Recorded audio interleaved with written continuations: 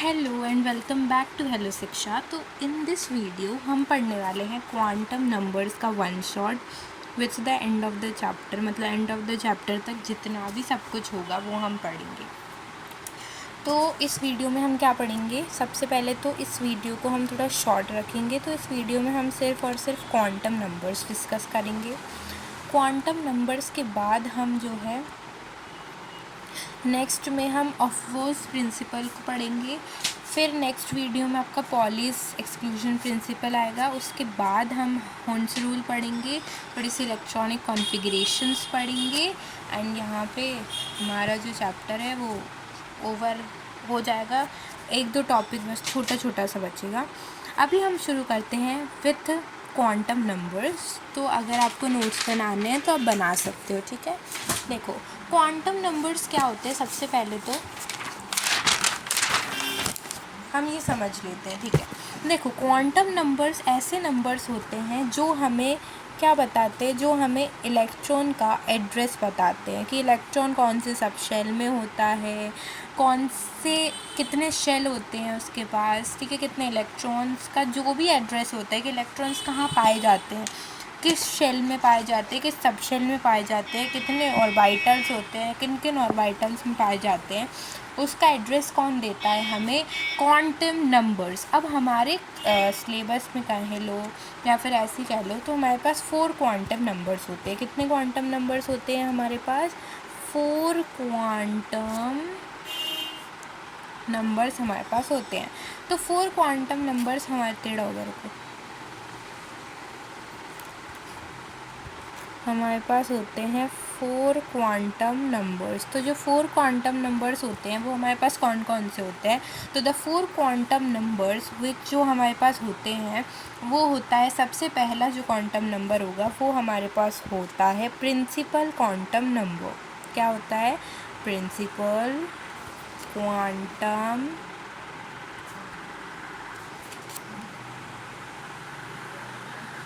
Principal quantum number हमसे क्या कहता है? प्रिंसिपल क्वांटम नंबर हमसे ये कहता है कि जो इलेक्ट्रॉन होता है उसमें नंबर ऑफ़ शेल्स कितने होते हैं वो हमें ये बताता है। इसको हम n से रिप्रेजेंट करते हैं।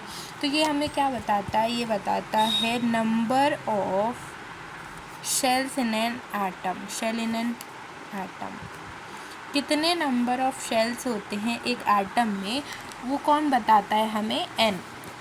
लाइक फॉर एन एग्ज़ाम्पल, अगर n की वैल्यू 1 होती है इसका मतलब सिर्फ़ और सिर्फ एक शेल है, ठीक है। तो हम इसको क्या रिप्रेजेंट कर देते हैं कि n की वैल्यू 2 होती है तो मतलब कि 2 शेल्स हैं, तो इसको हम रिप्रेजेंट कर देते हैं l से। अगर n की वैल्यू इज़ इक्वल्स टू 3 है तो हम इसको रिप्रेजेंट कर देते हैं m से। अगर n की वैल्यू 4 होती है तो हम इसको रिप्रेजेंट कर देते हैं m से, ठीक है। तो KLMN हम बचपन से पढ़ते आ रहे हैं कि ये सारी जो है सीरीज़ जो है हमारे पास चलती है। नेक्स्ट हम पढ़ने वाले हैं, नेक्स्ट क्या पढ़ेंगे हम? और चीज़, जितनी ज़्यादा नंबर ऑफ़ शेल्स होंगी उतनी ज़्यादा एनर्जी होगी। ये तो आपको पता ही होगा, थोड़ा सा पॉइंट बस डिस्कस करना है थे हम, ठीक है।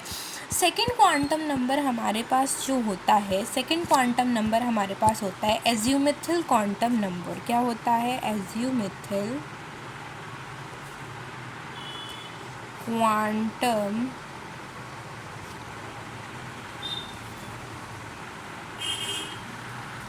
तो एज्यूमेथल क्वांटम नंबर क्या बताता है? एज्यूमेथल क्वांटम नंबर हमें ये बताता है कि एक जो इलेक्ट्रॉन है वो किस सब शेल में लाए करता है। सेल से सब शेल से ऑर्बिटल, ठीक है। तो ये जो एज्यूमेथल क्वांटम नंबर होता है वो हमें बताता है कि नंबर ऑफ सब शेल्स कितने हैं किसी भी एक एटम में। तो इट टेल्स अबाउट, लिखो, it tells about the number of, या फिर अगर कहें तो ये सब शेल्स के बारे में बताता है, अबाउट सब शेल्स, ठीक है, कि कौन कौन से सब शेल्स हैं उनके बारे में इंफॉर्मेशन अगर कोई देता है तो वो कौन देता है? एज्यूमेथल क्वांटम नंबर। फिर कैसे, मतलब सब शेल्स हमारे पास 4 सब शेल्स होते हैं, 4 सब शेल्स, ठीक है। हमारे पास 4 सब शेल्स होते हैं। कौन कौन से 4 सब शेल्स होते हैं हमारे पास? एस, पी, डी और एफ सब शेल होते हैं, ठीक है। एस सब शेल होता है, पी सब शेल होता है, डी सब शेल होता है और एफ सब शेल होता है, ठीक है।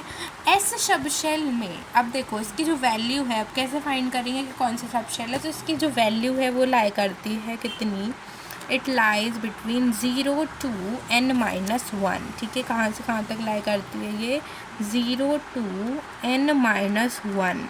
तो n की वैल्यू 1 डालोगे, 2 डालोगे, 3 डालोगे, 4 आएंगे, तो हमारे पास डिफरेंट क्या आएंगे, हमारे पास सब शेल्स आएंगे। तो लेट सपोज आपने एल की वैल्यू आपकी 0 आती है तो वो एस सब शेल माना जाएगा। अगर एल की वैल्यू 1 आती है तो वो पी सब शेल माना जाएगा। अगर एल की वैल्यू 2 आती है तो वो एस से डी सब शेल माना जाएगा। एंड एन की वैल्यू 2 तो ये एफ सब शेल होगा।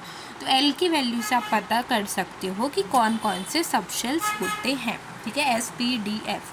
अब इनके शेप भी देख लेते हैं। देखो शेप क्या क्या होते हैं इनके, वो मैं आपको और बता देती हूँ। तो शेप ऑफ सब शेल्स, ठीक है, हेडिंग डाल लो, शेप्स ऑफ सब शेल्स। तो सब शेल्स के क्या क्या शेप्स होते हैं।